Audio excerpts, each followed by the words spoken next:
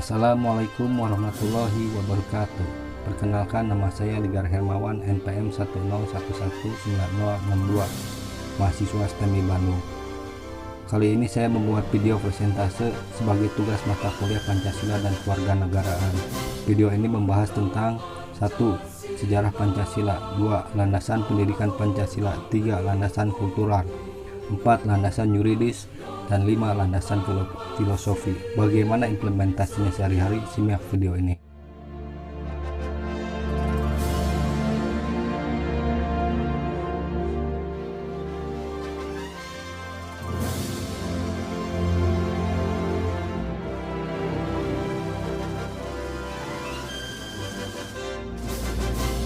Menjelang kekalahannya di akhir Perang Pasifik, tentara pendudukan Jepang berusaha menarik dukungan rakyat Indonesia dengan membentuk Dokuritsu Junbi Tyosakai, atau Badan Penyelidik Usaha-Usaha Persiapan Kemerdekaan Indonesia, BPUPKI.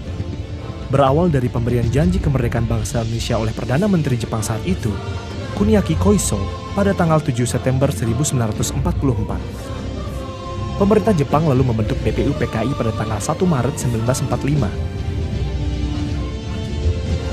Organisasi yang beranggotakan 74 orang, 67 orang Indonesia dan 7 orang Jepang ini mengadakan sidang pertamanya pada tanggal 29 Mei hingga Juni 1945 untuk merumuskan falsafah dasar negara bagi negara Indonesia. BPUPKI ini beranggotakan 67 orang dengan Ketua Dr. Rajiman Widyudiningrat. Pada hari pertama sidang, Dr. Rajiman meminta para anggota sidang untuk menyampaikan pandangan mengenai dasar negara. Permintaan ini pada hari pertama tanggal 29 Mei dipenuhi oleh Muhammad Yamin, yang mengemukakan secara lisan butir-butir dasar negara tersebut.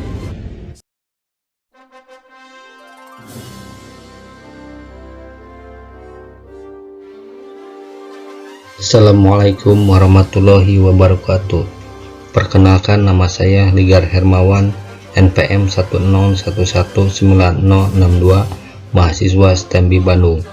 Saya akan presentasi tentang Pancasila sebagai dasar negara. Pancasila adalah dasar filsafat negara Republik Indonesia yang resmi disahkan oleh PPKI pada tanggal 18 Agustus 1945 dan tercantum dalam pembukaan Undang-Undang Dasar 1945, diundangkan dalam Berita Republik Indonesia tahun 2 nomor 7 bersama-sama dengan batang tubuh Undang-Undang Dasar 1945.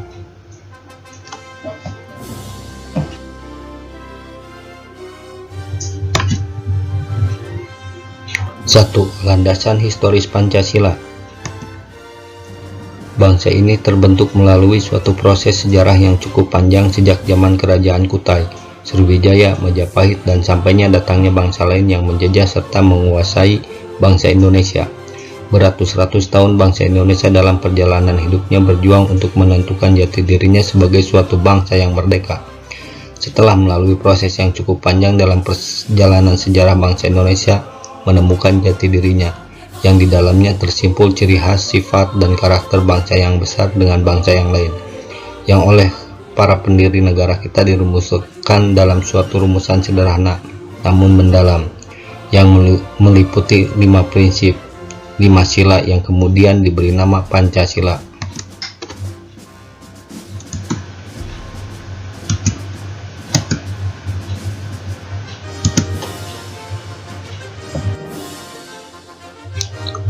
Landasan kultural. Setiap bangsa di dunia dalam hidup bermasyarakat, berbangsa, dan bernegara senantiasa memiliki suatu pandangan hidup, filsafat hidup, serta pegangan hidup agar tidak terombang-ambing dalam kancah pergaulan masyarakat internasional. Setiap bangsa memiliki ciri khas serta pandangan hidup yang berbeda dengan bangsa lain. Bangsa Indonesia mendasarkan pandangan hidupnya dalam bermasyarakat, berbangsa, dan bernegara pada asas kultural yang dimiliki dan melekat pada bangsa itu sendiri. Nilai-nilai kenegaraan dalam kemasyarakatan yang terkandung dalam sila-sila Pancasila bukanlah hanya merupakan suatu hasil konseptual seorang saja, melainkan dari nilai-nilai kultural yang dimiliki oleh bangsa Indonesia sendiri. Yang diangkat dari nilai-nilai kultural yang dimiliki oleh bangsa Indonesia sendiri melalui proses refleksi filosofis para pendiri negara seperti Soekarno-Hatta, Muhammad Yamin, Muhammad Hatta, Supomo, serta para tokoh pendiri negara lainnya.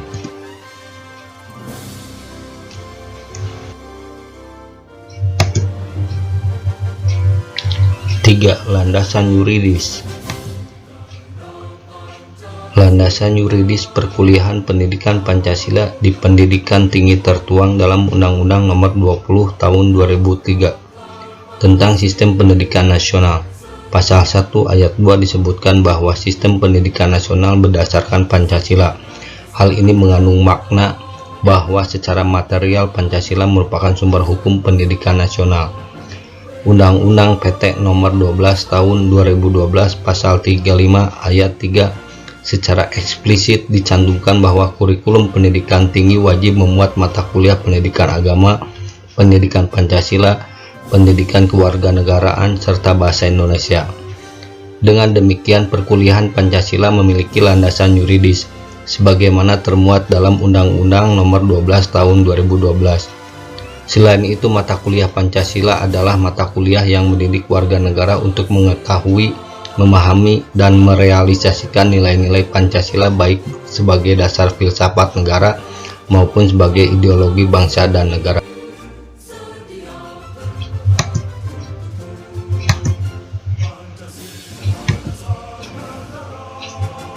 4. Landasan filosofis. Pancasila adalah sebagai dasar filsafat negara dan pandangan filosofis bangsa Indonesia. Oleh karena itu, sudah merupakan suatu keharusan moral untuk secara konsisten merealisasikannya dalam setiap aspek kehidupan bermasyarakat, berbangsa, dan bernegara.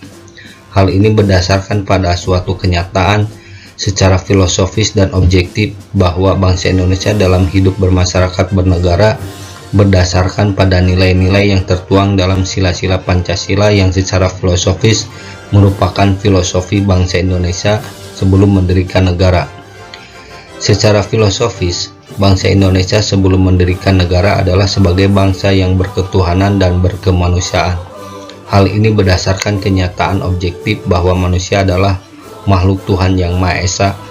Syarat mutlak suatu negara adalah adanya persatuan yang terwujudkan sebagai rakyat, merupakan unsur pokok negara.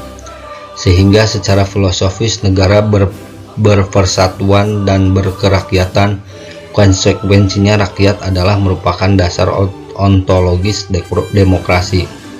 Karena rakyat merupakan asal mula kekuasaan negara dan sekaligus sebagai unsur pokok negara.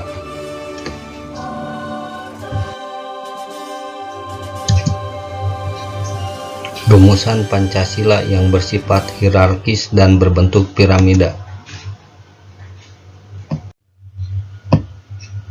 Indonesia merupakan negara dengan ragam budaya dan agama. Dengan adanya perbedaan budaya, agama, bahkan warna kulit sekalipun, bukanlah penghalang untuk saling menghargai dan menghormati. Keindahan akan tampak ketika kita mau bersatu dalam menerima perbedaan,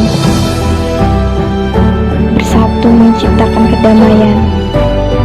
Tak perlu kata, tak perlu gaya, karena toleransi sesungguhnya adalah nyata. Sila pertama, ketuhanan yang Maha Esa, adalah meliputi dan menjiwai sila-sila kemanusiaan yang adil dan beradab.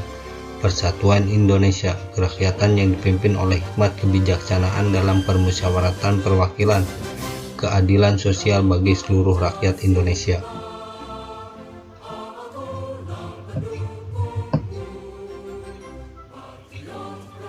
Sila kedua, kemanusiaan yang adil dan beradab, adalah diliputi dan dijiwai sila ketuhanan yang Maha Esa, adalah menjiwai sila-sila persatuan Indonesia, kerakyatan yang dipimpin oleh hikmat kebijaksanaan dan permusyawaratan perwakilan, keadilan sosial bagi seluruh rakyat Indonesia.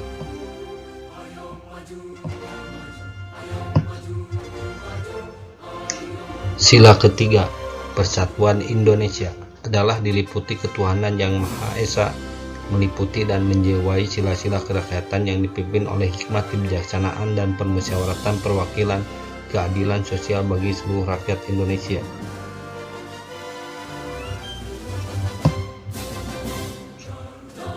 Sila keempat, kerakyatan yang dipimpin oleh hikmat kebijaksanaan permusyawaratan perwakilan adalah kerakyatan yang berketuhanan yang Maha Esa, berkemanusiaan yang adil dan beradab, yang berpersatuan Indonesia, yang berkeadilan sosial bagi seluruh rakyat Indonesia.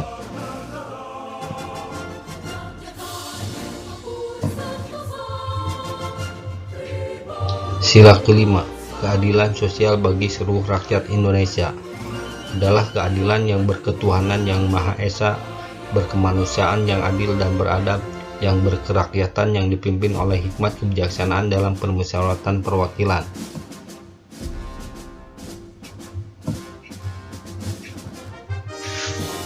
Semboyan kita adalah Bhinneka Tunggal Ika, artinya berbeda-beda tetapi tetap satu juga. Kalimat ini dikutip dari kitab Sutasoma karangan Empu Tantular. Kitab Sutasoma ini termasuk karya sastra terkenal yang ditulis oleh penjaga istana dari kerajaan Majapahit sekitar abad ke-14 Masehi. Lalu bagaimana penerapan semboyan negara kita ini dalam kehidupan sehari-hari? Seperti kita tahu, di negara Indonesia terdapat banyak pulau, suku, budaya, adat istiadat, bahasa, agama, kebiasaan, dan masih banyak perbedaan lainnya. Dengan adanya semboyan ini, kita diajak untuk tetap bersatu, walaupun kita berbeda-beda latar belakang. Persatuan ini diperkuat dengan adanya bahasa Indonesia sebagai bahasa persatuan.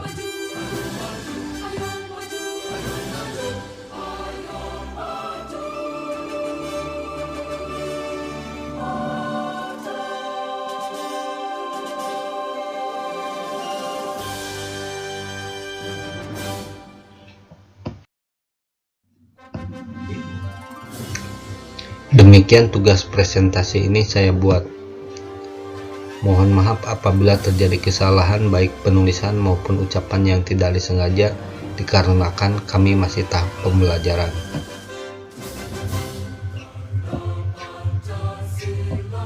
Sekian dan terima kasih. Assalamualaikum warahmatullahi wabarakatuh.